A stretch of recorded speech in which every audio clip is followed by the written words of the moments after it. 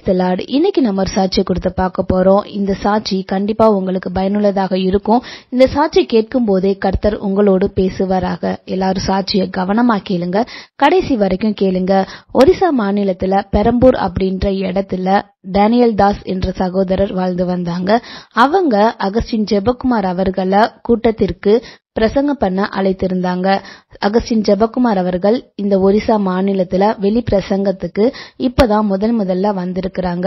இந்த டேனியல் தாஸ பத்தி தான் இன்னைக்கு சாட்சியில பார்க்க போறோம். எல்லாரும் சாட்சியை கவனமா கேளுங்க. இந்த டேனியல் தாஸ் என்பவர் முதல்ல டாடா நகர்ல வேலை பார்த்துட்டு இருந்தாங்க, டாடா கம்பெனில. அங்க ஒரு விசுவாசியா இருந்து அங்க உள்ள ஜனங்களுக்கு நல்லது செஞ்சுட்டு இருந்தாங்க.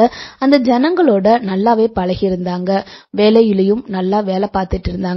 இந்த டாடா கம்பெனி ஒரிசா மாநிலத்துல ஒரு ஃபேக்டரி கொண்டு வரணும்னு பிளான் போட்டிருந்தாங்க. அதற்காக நிறைய காரியங்கள் ஆயத்தம் பண்ணிட்டு இருந்தாங்க. ஆனா அந்த ஜனங்கள் அங்க அதற்கு எதிர்ப்பு தெரிவிச்சாங்க. இதற்காக இந்த டாடா கம்பெனி என்ன நினைச்சது அப்படின்னா, இந்த டேனியல் தாஸ் அவர்கள் ஜனங்களோட நல்லா பேசி பழகுறாங்க, அதனால இந்த டேனியல் தாஸ் மூலமாக நம்ம இந்த காரியத்தை செய்யலாம் அப்படின்னு நினைச்சிட்டு டேனியல் தாஸ கூப்பிட்டு டாடா கம்பெனிக்காரங்க சொல்றாங்க, உன்னை ஒரிசா மாநிலத்துக்கு அனுப்புறோம், அங்க நீ ஜனங்களிடத்துல பேசி இந்த காரியத்தை எங்களுக்கு செய்து கொடுக்கும்படிக்காக கேக்குறாங்க. அதற்கு டேனியல் தாஸ் சரின்னு சொல்லிட்டு அந்த இடத்துக்கு, பெரம்பூர்ன்ற இடத்திற்கு போறாங்க. அந்த இடத்துல ஜனங்களோட பழகுறாங்க. சோ இந்த டேனியல் தாஸ் அந்த ஜனங்களோட நன்றாக பழகிட்டு இருந்தாங்க. இத பார்த்த அந்த டாடா கம்பெனிக்காரங்க என்ன பண்றாங்க அப்படின்னா, பொலிட்டிக்கல் பார்ட்டில எம்எல்ஏ எலெக்ஷன்ல டேனியல் தாஸ நிக்க வைக்கிறாங்க. தன்னோட சொந்த செலவுலயே விளம்பரப்படுத்தி டேனியல் தாஸ ஜெயிக்கவும் வைக்கிறாங்க. டேனியல் தாஸ் இப்போ ஜனங்கள் மத்தியில நல்ல பேர் பெற்றவராக இருக்கிறாங்க, அரசியல்வாதியாகவும் இருக்கிறாங்க, தலைவராக இருக்கிறாங்க. சோ இத டாடா கம்பெனிக்காரங்க நல்லா யூஸ் பண்ணிக்கிட்டாங்க. டேனியல் தாஸ் கிட்ட சொல்றாங்க, இந்த ஜனங்கள் இடத்துல பேசி இந்த கான்ட்ராக்ட் நம்மளுக்கு கிடைக்கும்படிக்காக செய்யுங்க, ஜனங்கள் இதற்கு எதிர்ப்பு தெரிவிக்கிறாங்க அப்படின்னு டேனியல் தாஸ் கிட்ட சொல்றாங்க. இந்த ஜனங்கள் டேனியல் தாஸுக்கு நல்ல உண்மையாக இருக்கிறாங்க, அதனால இந்த கான்ட்ராக்ட டேனியல் தாஸ்க்கு கிடைக்கும்படிக்காக அந்த ஜனங்களும் உதவுறாங்க. இப்படியே நிறைய காரியங்கள் டேனியல் தாஸ் செஞ்சுட்டு வராங்க. பெரிய பணக்காரரும் ஆறாங்க. அந்த மனுஷன் நல்லா சம்பாதித்து கொண்டிருக்கிற நிலையில ஒரு நாள் கந்தமா நகர்ல ரொம்ப ஜனங்கள் அடிக்கப்பட்டாங்க, ஒடுக்கப்பட்டாங்க. இந்த காரியம் செய்தித்தாள்ல கூட வந்துச்சு. இத பார்த்த இந்த டேனியல் தாஸுக்கு ரொம்பவே மன கஷ்டமா இருந்துச்சு. தேவ ஜனங்கள் இப்படி அடிக்கப்படுறாங்களே, என் ஜனங்கள் இப்படி ஒடுக்கப்படுவதற்கு என்ன காரணம் அப்படின்னு தேவ சமூகத்துக்கு போறாங்க, அழுதுறாங்க, புலம்புறாங்க. ஆண்டவரே, இந்த ஜனங்களுக்கு ஏன் இப்படி நடக்குது, நான் என்ன செய்ய நீங்க சித்தமா வச்சிருக்கீங்க அப்படின்னு தேவ சமூகத்துல அழுது புலம்பும் போது தேவன் அவங்களோட இடைப்படுறாங்க. டேனியல் தாஸ் கிட்ட தேவன் சொல்றாங்க, உன்னோட சொந்த பணத்துல நீ இந்த ஜனங்கள் சுத்திகரிக்கப்படுவதற்கு ஏதாச்சும் ஒரு காரியம் செய்யணும்.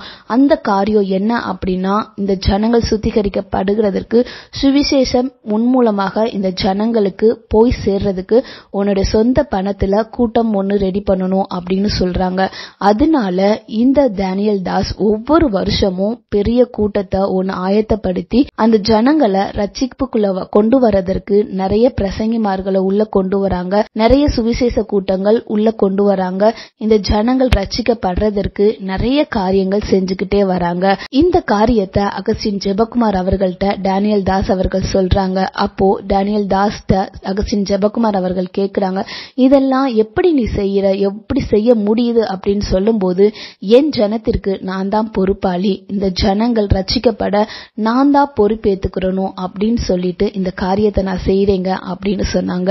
இந்த சாட்சியில இருந்து உங்களுக்கு கர்த்தர் என்ன சொல்ல வராரு, நம்மகிட்ட கர்த்தர் என்ன பேசுறாரு அப்படின்னா, நம்மளுடைய சொந்த ஜனத்திற்கு நாம தாங்க பொறுப்பாளி. எப்படியாச்சு இந்த ஜனங்கள் இடத்துல சுவிசேஷம் சொல்றதற்கு நம்ம ஆயத்தப்படுத்தணுங்க. நான் மட்டும் இல்ல, நம்ம குடும்பத்தையும் ஆயத்தப்படுத்தணுங்க. இதற்கு என்ன வழின்னு நாம தான் ஆண்டவர்கிட்ட கேட்டு அதன்படி நடக்கணுங்க. எப்படி இந்த டேனியல் தாஸ் தன்னோட சொந்த பணத்துல ஒரு கூட்டத்தை ரெடி பண்றாங்களோ, உங்களால முடிஞ்ச அளவுக்கு உங்க ஜனத்திற்கு நீங்க செய்யும்படிக்காக கர்த்தர் இன்னைக்கு உங்களோட பேசுறாருங்க. உங்க ஜனத்திற்கு நீங்க தான் பொறுப்பாளி, என்னோட ஜனத்திற்கு நான் தான் பொறுப்பாளி. எல்லாரும் ஒருமித்து இந்த காரியத்தை கேட்டு நம்ம ஜெபம் பண்ணுவோம். இந்த சாட்சியை கேட்டு கர்த்தர் இடத்துல ஒப்பு கொடுக்கிறவங்க ஒப்புக்கொடுங்க. கர்த்தர் உங்கள் மூலமாக உங்க ஜனத்தை ரட்சிப்பதற்கு உங்களை தேர்ந்தெடுத்திருக்கிறார் என்ற விசுவாசத்துடன் நம்ம இந்த சாட்சியை முடிக்கலாம். இந்த சாட்சி உங்களுக்கு பயனுள்ளதாக இருந்துச்சு அப்படின்னா உங்க ஃபேமிலி சர்க்கிள்க்கு எல்லாத்துக்கும் ஷேர் பண்ணுங்க. மறக்காம சப்ஸ்கிரைப் பண்ணுங்க. God bless you. Jesus loves you. Amen.